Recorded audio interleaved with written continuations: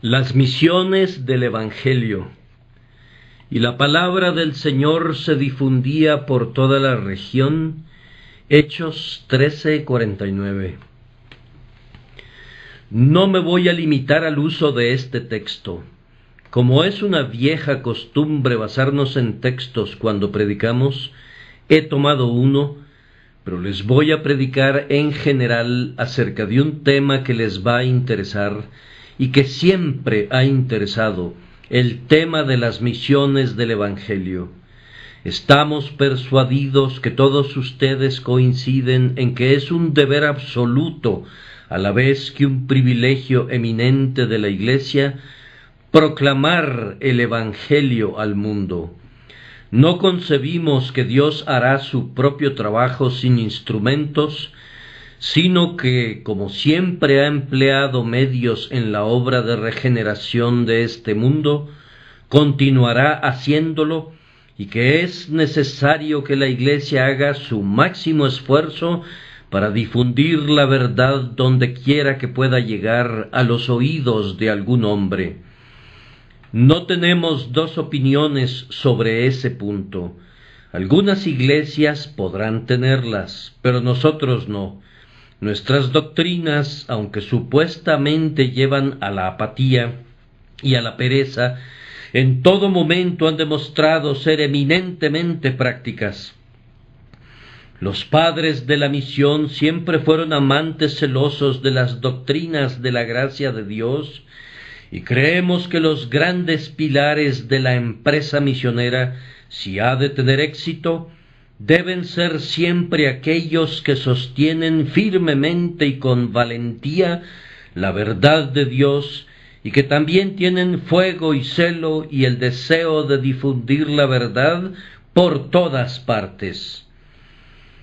Pero hay un punto en el que tenemos una gran diferencia de opiniones, y se refiere a la razón por la cual hemos tenido tan poco éxito en nuestras labores misioneras.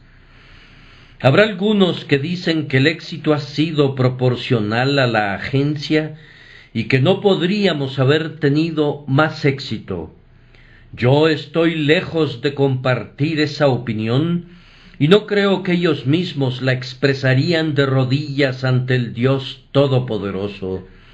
No hemos sido exitosos al grado que podríamos haberlo esperado, ciertamente no al grado que los apóstoles fueron exitosos, ciertamente nada parecido al éxito de Pablo o Pedro, y ni siquiera al de esos hombres eminentes que nos han precedido en los tiempos modernos, que fueron capaces de evangelizar países enteros, volviendo a miles de personas a Dios. Ahora, ¿cuál es la razón de esto? Tal vez podemos volver nuestros ojos a lo alto y pensar que podemos encontrar la razón en la soberanía de Dios, que ha retenido su espíritu y no ha derramado su gracia como en otros tiempos. Estoy preparado a conceder todo lo que los hombres puedan decir sobre ese punto, pues yo creo en la ordenación de todo por el Dios Todopoderoso. Creo en un Dios presente en nuestras derrotas, así como en nuestros éxitos. Un Dios tan presente en el aire inmóvil como en la tempestad veloz. Un Dios de mareas bajas como un Dios de inundaciones. Pero todavía debemos mirar a casa buscando la causa. Cuando Sión se esfuerza, da a luz hijos. Cuando Sión se dedica en serio a su trabajo, Dios acompaña en serio ese trabajo. Cuando Sión ora continuamente, Dios bendice a Sión. Por tanto, no debemos buscar arbitrariamente la causa de nuestro fracaso en la voluntad de Dios, sino que debemos ver también cuál es la diferencia entre nosotros y los hombres de los tiempos apostólicos y qué es lo que hace que nuestro éxito sea tan insignificante en comparación con los tremendos resultados de la predicación de los apóstoles. Creo que voy a poder demostrar una o dos razones por las cuales nuestra santa fe no es tan próspera como lo era entonces. En primer lugar, no tenemos hombres apostólicos. En segundo lugar, no se ponen a trabajar en un estilo apostólico. En tercer lugar, no tenemos iglesias apostólicas que los apoyen. Y en cuarto lugar, no tenemos la influencia apostólica del Espíritu Santo en la medida en que la tenían en aquellos tiempos. En primer lugar, tenemos pocos hombres apostólicos en estos tiempos. No diré que no tenemos ninguno.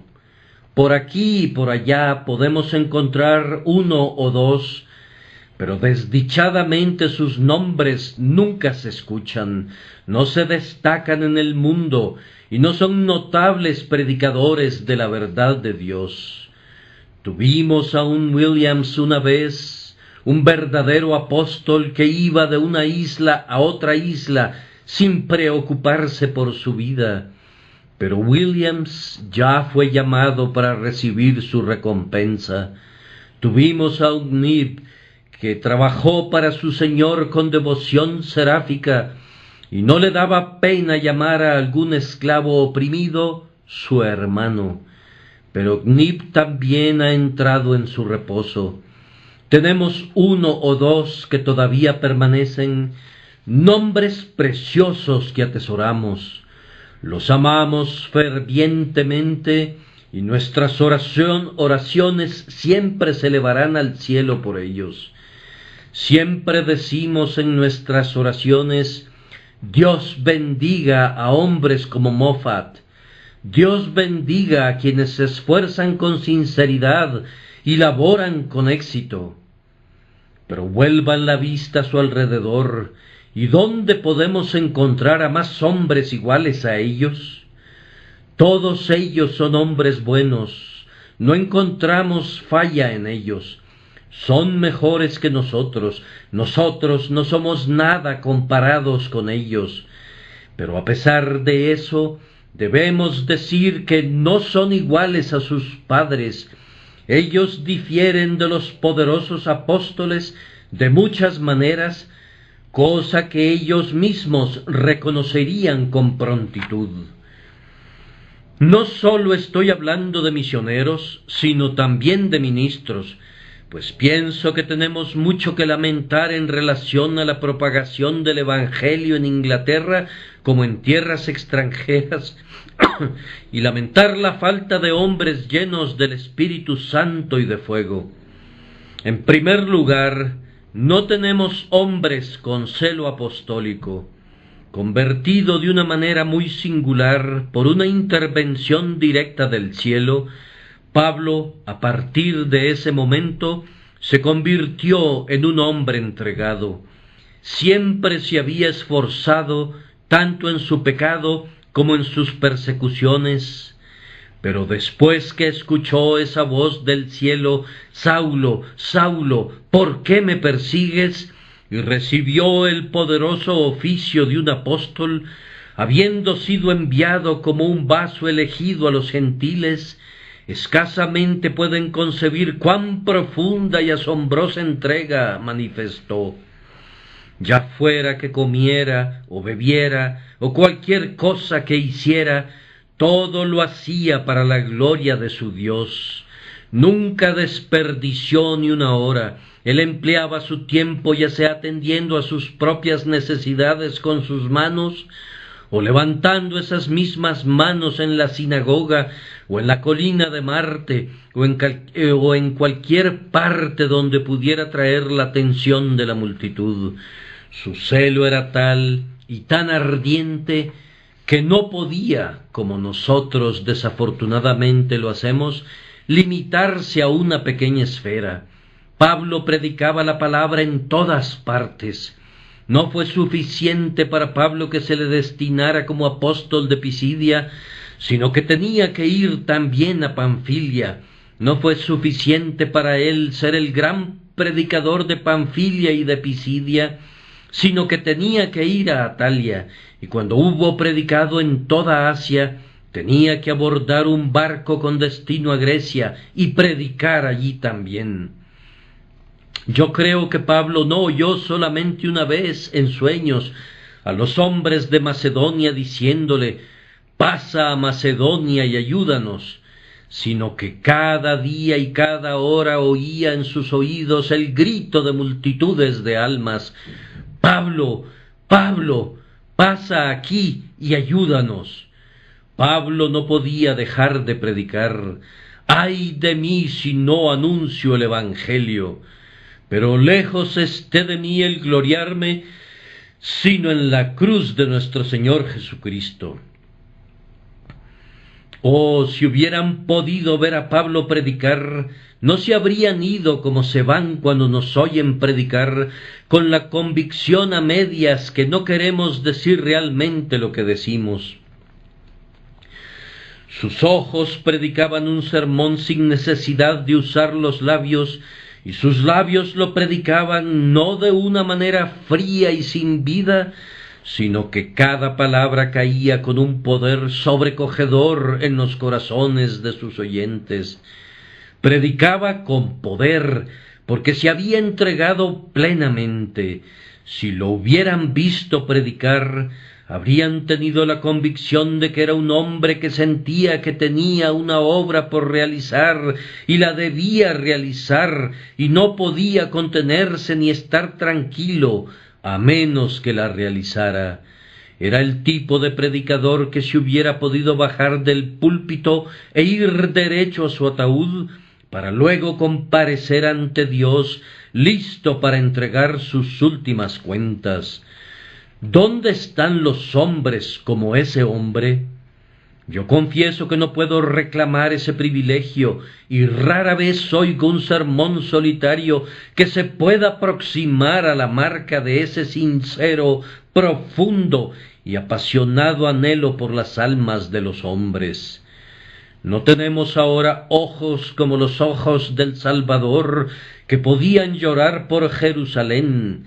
Tenemos pocas voces como esa voz sincera y apasionada que parecía exclamar perpetuamente: venid a mí y yo os haré descansar.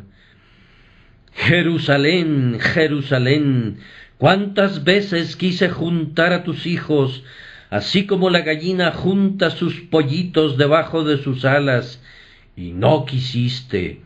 Si los ministros del Evangelio fueran más entregados en su trabajo de predicación, si en vez de dar conferencias y dedicar una buena parte de su tiempo a actividades literarias y políticas, quisieran predicar la palabra de Dios y predicarla como si estuvieran pidiendo por sus propias vidas, entonces, hermanos míos, podríamos esperar un gran éxito.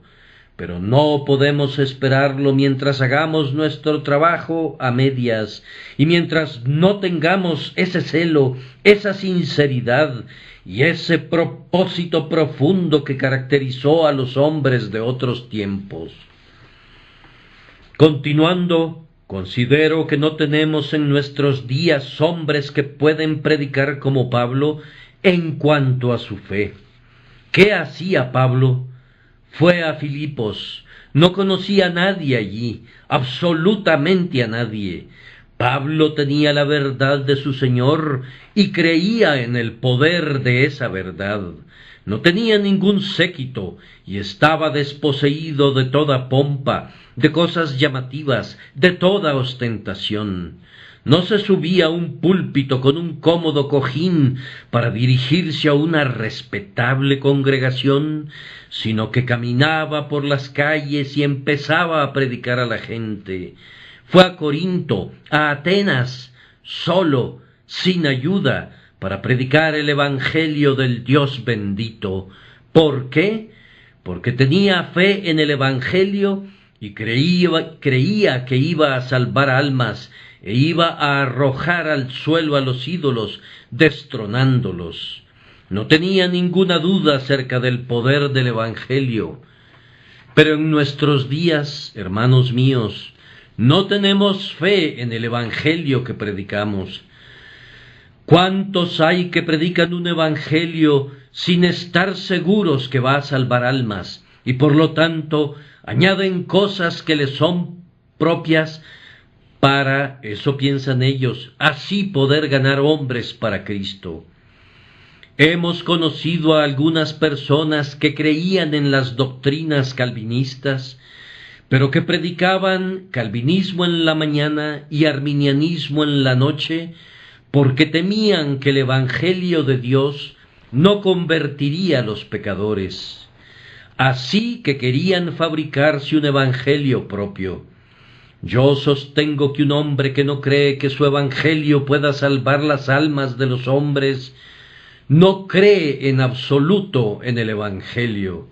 Si la verdad de Dios no va a salvar las almas de los hombres, las mentiras de los hombres no podrán.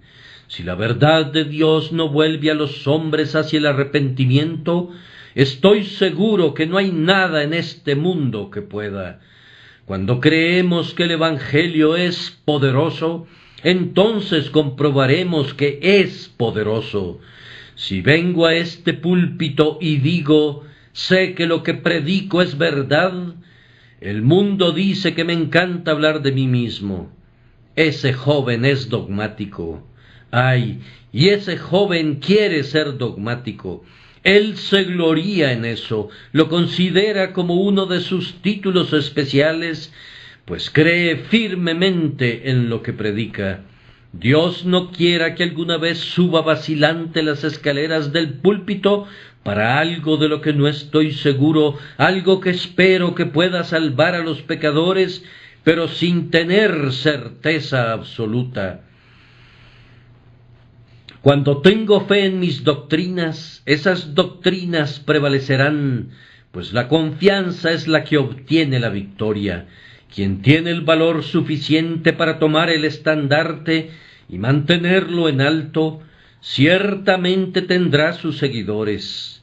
Quien dice, yo sé, y lo afirma categóricamente en el nombre de su Señor, sin discusión, antes de mucho tiempo encontrará hombres que escuchen lo que dice y que dirán, este hombre habla como quien tiene autoridad y no como los escribas y los fariseos. Esa es una razón que explica por qué no tenemos éxito, no tenemos fe en el evangelio. Enviamos hombres educados a la India para confundir a los brahmanes cultos. Tonterías. Dejen que los brahmanes digan lo que quieran. ¿Acaso nos interesa disputar con ellos? Oh, pero son tan intelectuales y tan brillantes. ¿Qué nos importa eso? No debemos buscar ser brillantes para encontrarnos con ellos. Dejen que los hombres del mundo combatan sus errores metafísicos. Nosotros tenemos que decir simplemente, esta es la verdad. Quien la crea será salvo, y quien la niegue será condenado. No tenemos ningún derecho de rebajar el terreno elevado del testimonio divino que tiene autoridad. Y mientras no mantengamos ese nivel y salgamos, como debe ser, ceñidos con el cinturón de la divinidad, predicando no lo que puede ser verdad, sino afirmando lo que Dios ha revelado con toda certeza, no obtendremos éxito. Necesitamos una fe más profunda en nuestro evangelio. Necesitamos estar muy seguros de lo que predicamos. Hermanos, considero que no tenemos la fe de nuestros padres. Yo mismo me siento como un simple principiante en materia de fe. Algunas veces pensé que podría creer en cualquier cosa, pero ahora, tan pronto se me presenta una simple dificultad, me vuelvo tímido y me da miedo. Cuando predico con cierta incredulidad en mi corazón, es cuando predico sin éxito. Pero cuando predico con fe, pudiendo decir, sé que mi Dios ha dicho que en esa misma hora me dará lo que debo predicar, y sin importarme la estima de los hombres, predico lo que creo que es cierto, entonces es cuando Dios reconoce la fe y la corona con su propia corona. Nuevamente, no nos negamos a nosotros mismos lo suficiente, y esa es una razón por la cual no prosperamos. Lejos esté de mí decir algo en contra de la abnegación de esos valiosos hermanos que han abandonado su país y han atravesado el tormentoso océano para predicar la palabra. Los consideramos hombres que deben recibir honor. Pero sin embargo, pregunto, ¿dónde está la abnegación de los apóstoles en nuestros días? Pienso que una de las desgracias más grandes que han caído sobre la Iglesia en estos días fue esa última misión a Irlanda. Unos hombres fueron a Irlanda, pero como hombres de gran valor, valientes hombres intrépidos, regresaron. Y eso es todo lo que podemos decir sobre ese asunto. ¿Por qué no vuelven otra vez? Porque dicen que los irlandeses los desaprobaron pública y ruidosamente. Pues bien, ¿se pueden imaginar a Pablo que saca un microscopio de su bolsillo y mira a través de ese microscopio al hombrecillo que le dice: no pienso ir allá a predicar porque los irlandeses me abuchearon? ¿Cómo? Responde Pablo, ¿este hombre es un predicador? Ciertamente, qué pequeña edición de ministro es. Oh, pero nos lanzaron piedras. No tienes idea de qué mal nos trataron. Díganle eso al apóstol Pablo. Estoy seguro que les daría vergüenza hacer eso. Oh, pero en algunos lugares la policía intervino y nos amenazó porque íbamos a generar un alboroto popular. ¿Qué habría respondido Pablo a eso? Intervención de la policía. No sabía que teníamos algún derecho de preocuparnos por los gobiernos. Nuestra misión es predicar la palabra, y si nos encarcelan, allí nos quedaremos. No hay ningún problema finalmente. Oh, pero pudieron haber matado a algunos de nosotros. Eso es justamente.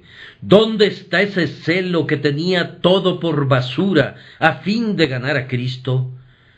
Creo que si hubieran matado a unos pocos de nuestros ministros, el cristianismo habría prosperado. Sin importar el luto que hubiéramos guardado, y yo hubiera sido el primero en guardarlo, digo que la matanza de una docena de ellos no hubiera sido mayor causa de tristeza que la muerte de cientos de nuestros hombres en una lucha exitosa por el territorio nacional. Yo consideraría que mi sangre habría sido derramada con un buen fin en un esfuerzo tan santo. ¿Cómo prosperó el Evangelio en tiempos pasados? ¿Acaso no entregaron algunos sus vidas por el Evangelio y otros más no alcanzaron la victoria pasando sobre los cadáveres asesinados de sus hermanos? Y no debe ser así ahora. Si vamos a retroceder porque tenemos miedo de perder la vida, sólo el cielo sabe cuándo será predicado el Evangelio en todo el mundo. Nosotros no. ¿Qué han hecho otros misioneros? ¿Acaso no han encarado la muerte en sus más horribles formas y han predicado la palabra en medio de incontables peligros? Hermanos míos, de nuevo repetimos, no estamos criticando, pues nosotros mismos podríamos errar de la misma manera, pero estamos seguros de que en eso no somos iguales que Pablo. Él fue a un sitio donde le apedrearon y le arrastraron fuera de la ciudad, suponiendo que estaba muerto. ¿Acaso dijo Pablo, pues bien, en el futuro no voy a ir a ningún lugar donde me traten mal? No, pues dice: 5 veces he recibido de los judíos 40 azotes menos 1. 3 veces he sido flagelado con varas. 3 veces he padecido naufragio. Estoy seguro que no tenemos la abnegación de los apóstoles. Nosotros somos simples caballeros ociosos y guerreros de salón. Cuando llego a mi casa y veo qué vida tan confortable y feliz llevo, me digo a mí mismo: qué poca cosa hago por mi Señor. Me avergüenzo porque no puedo negarme a mí mismo por su verdad e ir por todas partes predicando su palabra. Veo con lástima a la gente que dice: no prediques tan a menudo, vas a matarte. Oh Dios mío, ¿qué habría respondido Pablo a esto? Cuida tu físico, tú eres muy temerario, estás demasiado lleno de entusiasmo. Cuando me comparo con esos hombres de otros tiempos, digo: oh, que esos hombres pretendan llamarse cristianos, pero que busquen detener nuestra obra de fe y nuestra labor de amor por causa de una pequeña consideración acerca del físico, que más bien se fortalece al predicar la palabra de Dios. Pero oigo que alguien susurra: debes ser flexible. Mi querido amigo, estoy siendo sumamente flexible. No estoy criticando a esos amigos, son buenas personas. Somos honorables personas todos, pero sólo diré que en comparación a Pablo somos menos que nada y vanidad, pequeñas criaturas enanas e insignificantes que difícilmente pueden verse junto a esos hombres gigantes de otros tiempos. Unos de mis oyentes tal vez puedan sugerir que esta no es la única causa y observan: yo creo que debes disculparlos, pues los ministros no pueden hacer milagros ahora. Bien, he considerado eso también, y ciertamente es una desventaja, pero no la considero muy grande, pues si lo fuera, Dios no la hubiera dejado existir. Él dio ese don a la Iglesia en su infancia, pero ahora ya no la necesita. Nos equivocamos al atribuir demasiado a los milagros. ¿Cuál era uno de ellos? Donde quiera que iban los apóstoles, podían hablar el idioma del lugar. Bien, en el tiempo que le hubiera tomado a Pablo caminar de aquí a la India, podríamos aprender el indostano y podemos ahora llegar rápidamente utilizando los medios del transporte disponibles ahora. Así que no se ganaría mucho. Luego, para dar a conocer el Evangelio a los pueblos, se necesitaban milagros de tal manera que todo el mundo hablara de ese tema. Pero ahora tenemos imprentas que nos ayudan.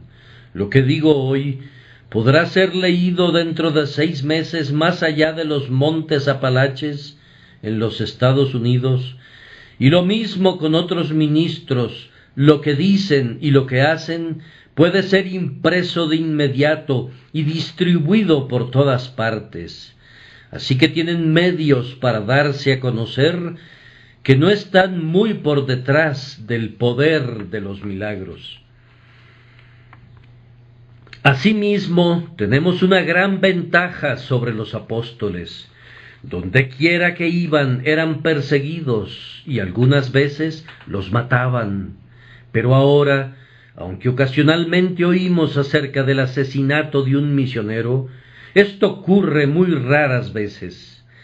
La matanza de un inglés en cualquier parte provocaría el envío de una flota de buques de guerra para recompensar esa ofensa con un castigo.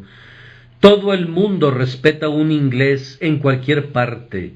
Tiene el sello del gran César. Él es un verdadero cosmopolita, es un ciudadano del mundo. Eso no podría decirse de los pobres judíos despreciados. Tal vez a Pablo le tenían cierto respeto, pues él era un ciudadano romano, pero no así al resto de los judíos. Ahora no nos pueden matar sin que esto genere mucho ruido. El asesinato de 2 o 3 ministros en Irlanda provocaría un tremendo tumulto en todo el país. El gobierno tendría que intervenir, todo el mundo se levantaría en armas, y luego podríamos predicar con la protección de la policía y así recorrer todo el territorio, provocando a los sacerdotes, asustando al anticristo y haciendo que la superstición huyera de sus cuevas para siempre. En segundo lugar, no hacemos nuestro trabajo en un estilo apostólico. ¿Cómo es eso? Pues, en primer lugar, hay una queja general que no hay la suficiente predicación por parte de ministros o misioneros. Ellos están tranquilos interpretando, estableciendo escuelas y haciendo esto y lo otro y lo demás allá. No estamos criticando esto, pero esa no es la labor a la que se deberían dedicar. Su oficio es predicar, y si predicaran más, podrían esperar un mayor éxito. El misionero Chamberlain predicó una vez en un determinado lugar, y muchos años después se descubrieron unos discípulos en ese lugar, originados por ese único sermón. Williams predicaba en todas partes donde iba, y Dios lo bendecía. Moffat predicaba en todas partes a donde iba, y su trabajo era reconocido. Ahora tenemos nuestras iglesias y nuestras imprentas en las que invertimos mucho dinero.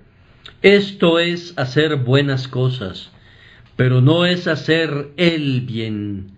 No estamos utilizando los medios que Dios ha ordenado y por lo tanto no podemos esperar que progresemos.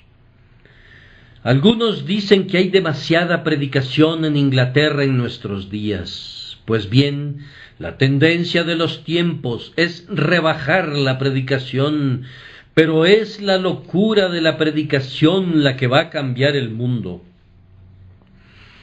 No corresponde a los hombres decir, si predicas menos, puedes estudiar más. Se requiere mucho estudio cuando se tiene una iglesia establecida, pero yo entiendo que los apóstoles no necesitaban ningún estudio, sino que simplemente entregaban las sencillas verdades cardinales de la religión, no utilizando solamente un texto, sino recorriendo todo el catálogo de la verdad. Así pues, pienso que en las labores evangélicas itinerantes no debemos quedarnos en un solo tema, pues de esa manera tendríamos que estudiar, sino que más bien sería conveniente predicar toda la verdad donde quiera que vamos. De esta manera siempre encontraremos palabras que entregar y verdades siempre listas para enseñar a la gente. A continuación, considero que se ha cometido un gran error al no afirmar la divinidad de nuestra misión, permaneciendo firmes en la verdad, que es una revelación que no debe ser puesta a prueba por los hombres, sino que debe ser creída. Siempre sosteniendo esto, el que cree y es bautizado será salvo, pero el que no cree será condenado. Me duele cuando leo que nuestros misioneros sostienen disputas con los brahmanes, y se dice algunas veces que el misionero ha derrotado al brahmán porque ha mantenido la calma, y así el evangelio ha sido muy honrado como consecuencia del debate. Yo considero que el evangelio fue rebajado por la controversia.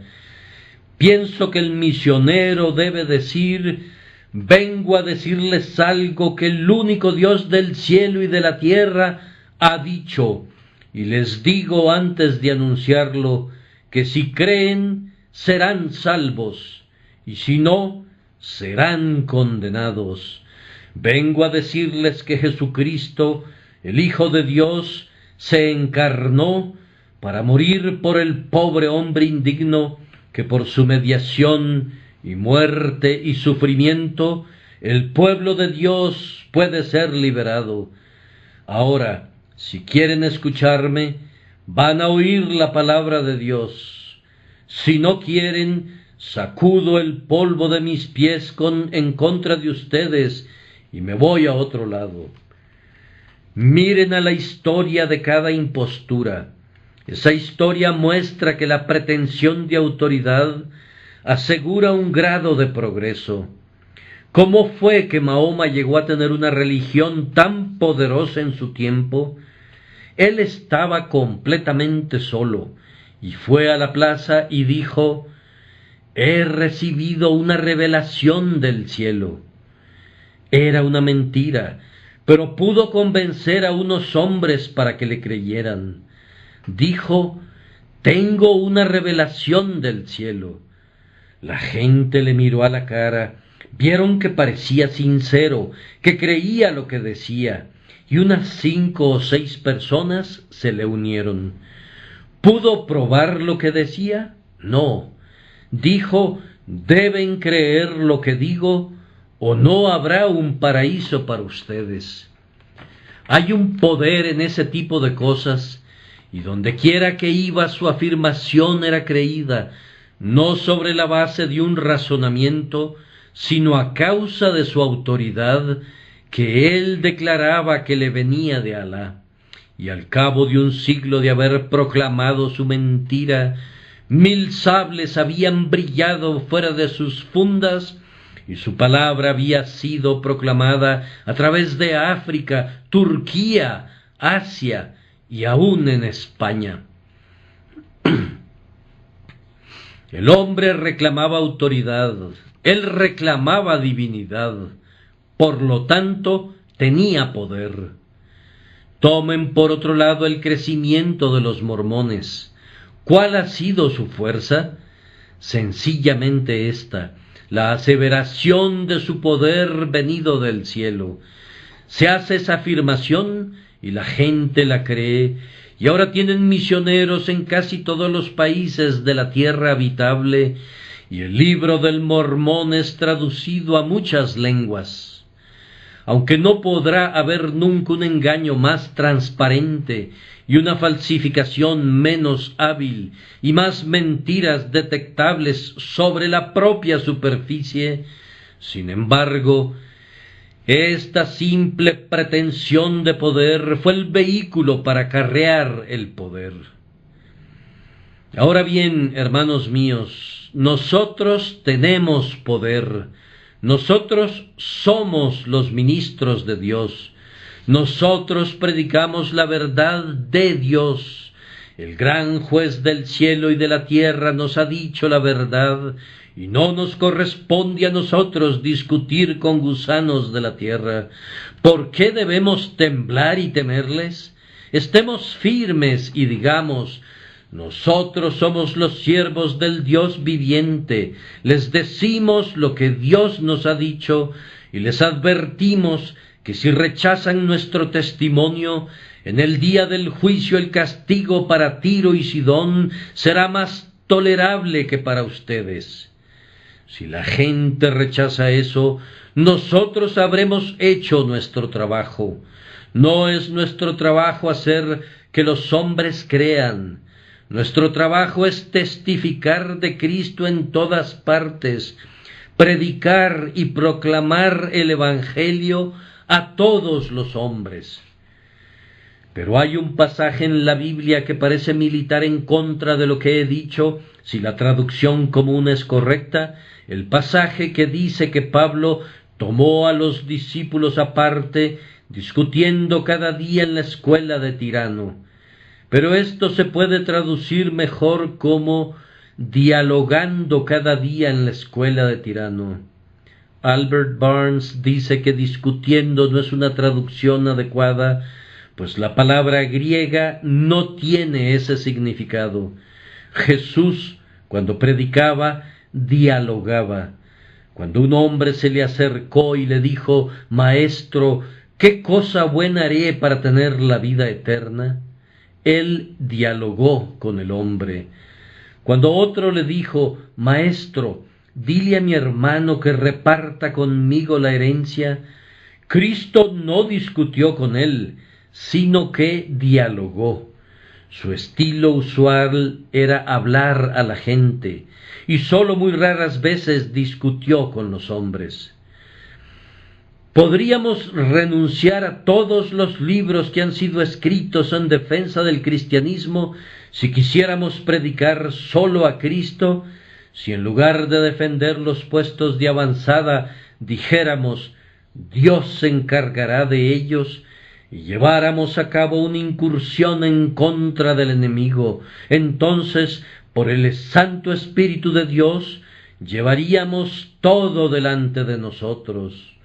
Oh Iglesia de Dios, debes creer que eres invencible, pero si te quedas paralizada, temblando y llena de temor, entonces estás arruinada. Alza tu cabeza y di: yo soy la hija de Dios, yo soy la novia de Cristo. No te detengas a demostrarlo, sino afírmalo. Marcha en medio de la tierra, y reyes y príncipes se inclinarán ante ti, porque habrás retomado tu antigua fuerza y habrás asumido tu antigua gloria. Tengo que hacer una observación más en relación al estilo de nuestro trabajo. Me temo que no participamos lo suficiente del método divino de cubrir vastos territorios. Pablo era un gran errante. Él predicaba en un lugar y 12 personas se convertían allí. Establecía una iglesia de inmediato, no se detenía hasta tener 500, sino que cuando tenía 12 se iba a otro lugar. Una santa mujer lo recibe. Ella tiene un hijo y una hija. Ellos son salvos y bautizados. Allí hay otra iglesia. Luego continúa: donde quiera que va, la gente cree y es bautizada. Donde quiera que encuentra una familia que cree, él o su acompañante bautiza a toda la casa, y continúa su camino, siempre formando iglesias y nombrando ancianos a cargo de ellas. En estos días vamos y nos establecemos en un lugar, hacemos una base allí y trabajamos gradualmente alrededor de ella, y pensamos que esa es la manera de tener éxito. No, saquea todo un continente, intenta grandes cosas y grandes cosas serán hechas. Pero dicen que si simplemente pasas por un lugar, esto será olvidado como son olvidadas las tormentas del verano, que mojan todo, pero que no satisfacen a nadie. Sí, pero tú no sabes cuántos elegidos de Dios puede haber por allí. No debes quedarte en un solo lugar, continúa tu camino. Los elegidos de Dios están en todas partes. Yo les digo que si no pudiera recorrer este país, Inglaterra, no podría soportar predicar. Si predicara aquí todo el tiempo, muchos de ustedes se endurecerían al escuchar el Evangelio. Me gusta ir aquí, allí y a todas partes. Mi ambición mayor es esta: que pueda ir a todo el país y a la vez mantener mi cuartel general en un solo lugar. Creo firmemente que cubrir vastos territorios es un gran plan de Dios. Debemos tener ministros y pastores fijos, pero quienes son como los apóstoles deben ir más lejos de lo que lo hacen. Pero yo tengo una tercera cosa que decir que va a dar en el blanco en cuanto a muchos de nosotros. Esto es, que no tenemos iglesias apostólicas. Oh, si hubieran podido ver una iglesia apostólica, qué cosa tan diferente parecería en relación a cualquiera de nuestras iglesias. Tan diferente, casi diría yo, como la luz lo es de la oscuridad. Tan diferente como el lecho seco de un arroyo en el verano, lo es de un poderoso río que fluye, siempre lleno, profundo y claro, siempre apresurándose hacia el océano. Ahora, ¿dónde está nuestra vida de oración comparada con la de ellos?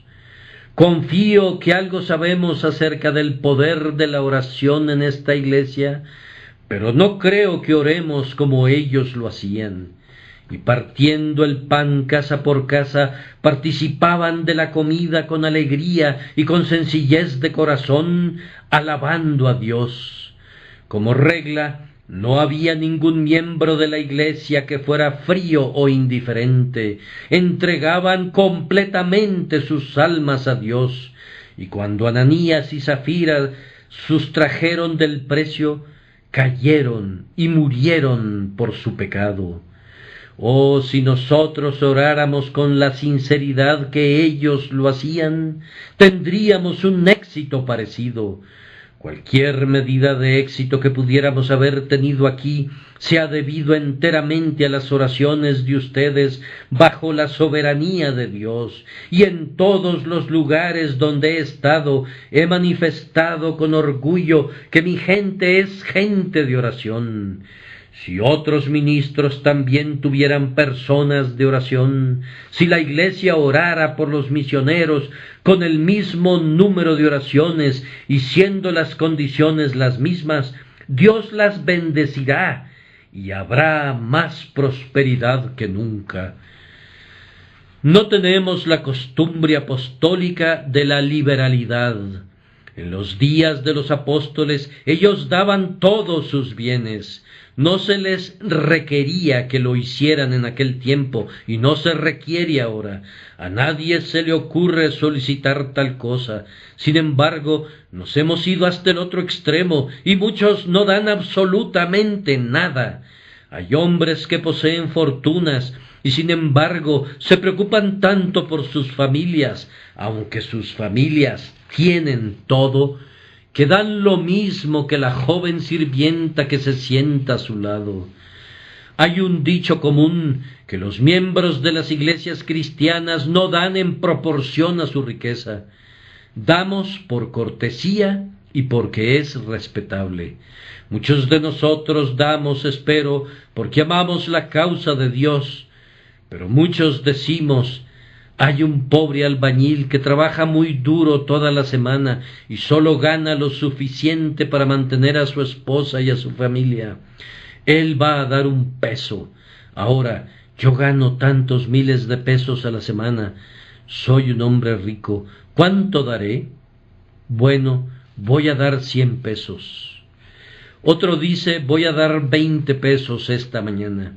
Ahora, si compararan su riqueza con lo que tiene el albañil, verían que él da todo lo que le queda por encima de su nivel de manutención, mientras que ellos, comparativamente, no dan nada.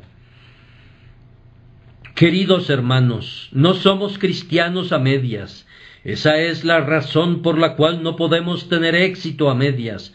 Somos cristianos, pero me pregunto si lo somos plenamente. El Espíritu de Dios no ha entrado en nosotros para darnos esa vida y ese fuego y esa alma que poseían en aquellos tiempos antiguos. Finalmente, como resultado de las otras cosas que hemos visto, y tal vez en parte por causa de ellas también, no tenemos el Espíritu Santo en esa medida que poseían los apóstoles.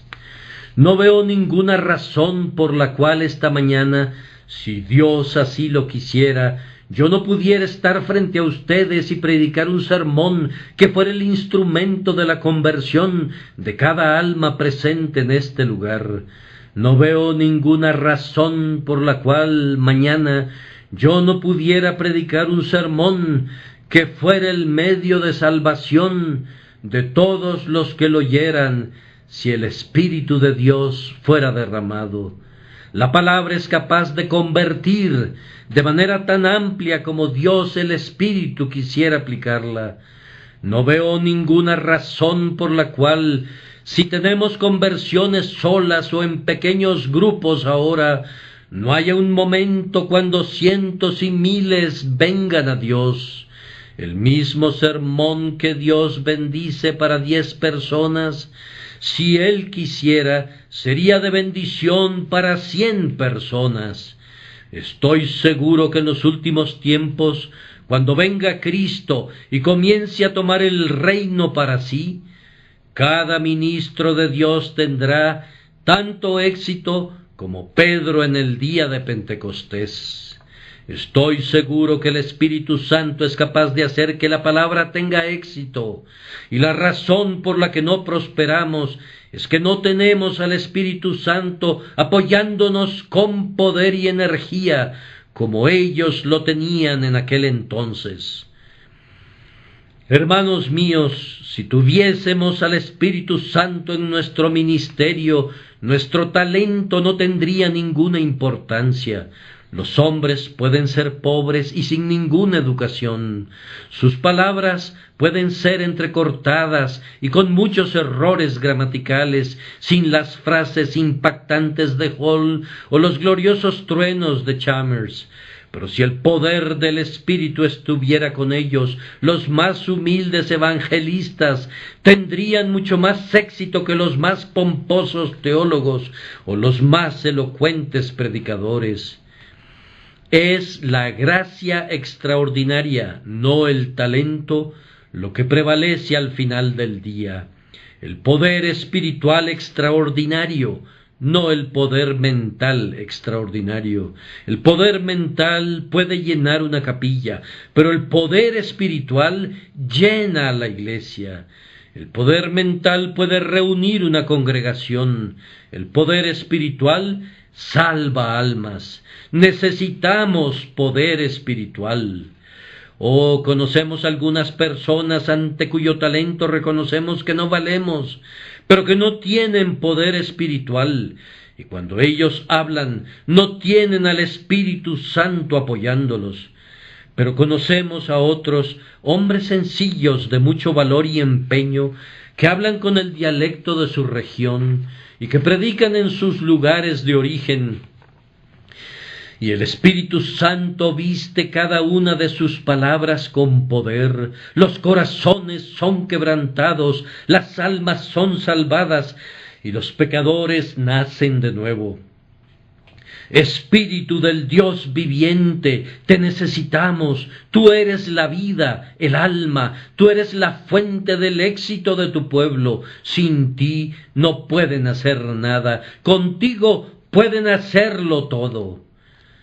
Así he intentado mostrarles lo que pienso que es la causa de nuestra falta de éxito parcial. Y ahora permítanme, con toda sinceridad, suplicarles a nombre de Cristo y del Santo Evangelio de Cristo, que se motiven para desarrollar esfuerzos renovados para difundir su verdad y para orar con más entrega para que venga su reino y su voluntad se cumpla en la tierra así como en el cielo. Mis amigos, si yo pudiera mostrarles los cientos de miles de espíritus que ahora caminan en las tinieblas exteriores, si pudiera llevarlos a la tenebrosa cueva del infierno y mostrarles los millares y millares de almas paganas en medio de una tortura indecible, sin haber escuchado ni una palabra, pero que fueron justamente condenadas por sus pecados, me parece que podrían ustedes preguntarse: ¿hice algo por salvar a estos infelices millares de personas? Ellos han sido condenados, ¿y acaso puedo decir que soy inocente de su sangre?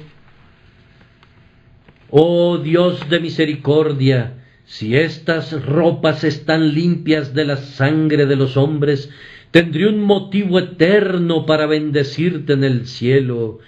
Oh Iglesia de Cristo, tienes una razón muy importante para preguntarte si estás limpia en esta materia. Ustedes dicen con demasiada frecuencia, ustedes hijos de Dios, ¿soy yo acaso el guarda de mi hermano? Ustedes son demasiado parecidos a Caín. No se preguntan a ustedes mismos si Dios va a demandar de manos de ustedes la sangre de sus compañeros. Oh, hay una verdad que dice: si el centinela no les advierte, ellos morirán, pero yo demandaré su sangre de manos del centinela. Ah, muchos más de nosotros deberíamos estar predicando a los paganos, y sin embargo, tal vez somos indolentes y estamos haciendo muy poco o nada. Muchos de ustedes, sí, todos ustedes, deberían estar haciendo mucho más de lo que están haciendo ahora a favor de los propósitos evangélicos y para la divulgación del Evangelio de Cristo. Oh, háganse esta pregunta en sus corazones. ¿Podría decir a un espíritu condenado, si me lo encuentro en el infierno: pecador, hice todo lo que podía hacer por ti? Me temo que algunos tendrán que decir: no lo hice. Es cierto que pude haber hecho mucho más, pude haber laborado más, aunque no hubiera tenido éxito, pero no lo hice. Ah, queridos amigos, pienso que hay una razón muy importante para dudar que algunos de nosotros creemos verdaderamente en nuestra religión. Una vez, un infiel se encontró con un cristiano y dijo: yo sé que no crees en tu religión. ¿Por qué?, preguntó el cristiano. Porque, respondió el infiel, durante años te has encontrado conmigo cuando voy a mi trabajo. ¿Tú crees, no es cierto, que hay un infierno en el que son arrojados los espíritus de los hombres? Sí, lo creo, replicó el cristiano. ¿Y tú crees que a menos que yo crea en Cristo seré enviado allí? Sí. No lo crees, estoy seguro, ya que si creyeras, serías un infeliz muy inhumano pasando a mi lado día a día, sin decirme nunca nada acerca de eso y sin advertirme al respecto. Yo sostengo que hay algunos cristianos que son verdaderamente culpables en este asunto. Dios los perdonará. La sangre de Cristo puede lavar completamente aún eso, pero ellos son culpables. ¿Has pensado alguna vez en el tremendo valor de una sola alma? Queridos amigos, si hubiera un solo hombre sin salvación en Siberia y todo el resto del mundo fuera salvo, si Dios moviera nuestras mentes, ¿valdría la pena que toda la gente de Inglaterra fuera tras esa alma? ¿Han pensado alguna vez en el valor de un alma? Ah, ustedes no han escuchado los aullidos o los gritos del infierno, no han oído los poderosos himnos y hosanas de las almas glorificadas, no tienen una noción de lo que es la eternidad, pues de lo contrario conocerían el valor de un alma. Ustedes que han sido quebrantados por la convicción de pecado, humillados por el Espíritu, y llevados a clamar por misericordia por medio del Jesús del pacto, ustedes saben algo del valor de un alma, pero muchos de mis oyentes no lo saben. Podríamos predicar descuidadamente, podríamos orar fríamente, si supiéramos cuán preciosa es la cosa que nos concierne. No, estaríamos doblemente entregados a nuestra tarea para que Dios quisiera salvar a los pecadores. Estoy seguro que el estado de cosas presente no puede continuar por mucho tiempo. No estamos haciendo casi nada. El cristianismo está en un bache. La gente piensa que nunca será mejor, que es claramente imposible hacer maravillas en estos días. ¿Acaso estamos en una condición peor que las naciones católicas lo estaban cuando un hombre, un Lutero, predicó? Entonces Dios puede encontrar a un Lutero ahora. No estamos en un peor estado que cuando Whitefield comenzó a predicar, y todavía Dios puede encontrar a sus Whitefields ahora. Es un engaño suponer que no podemos tener el éxito que ellos tuvieron. Lo tendremos con la ayuda de Dios. Veremos cosas mayores que éstas con la ayuda de Dios por su Espíritu. En todo caso, no dejaremos que la Iglesia de Dios descanse si no la vemos prosperar, sino que presentaremos nuestra protesta sincera y de todo corazón en contra de la frialdad y el letargo de los tiempos, mientras nuestra lengua se mueva en nuestras bocas.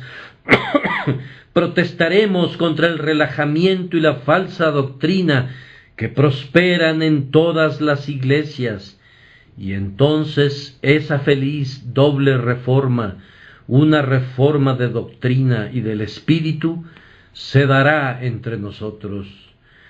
Dios sabe que entonces diremos: ¿quiénes son estos que vuelan como nubes y como palomas hacia sus palomares?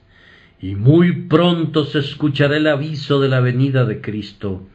Él mismo descenderá de los cielos, y escucharemos que se dice y que se canta: aleluya, aleluya, aleluya, porque reina el Señor nuestro Dios Todopoderoso.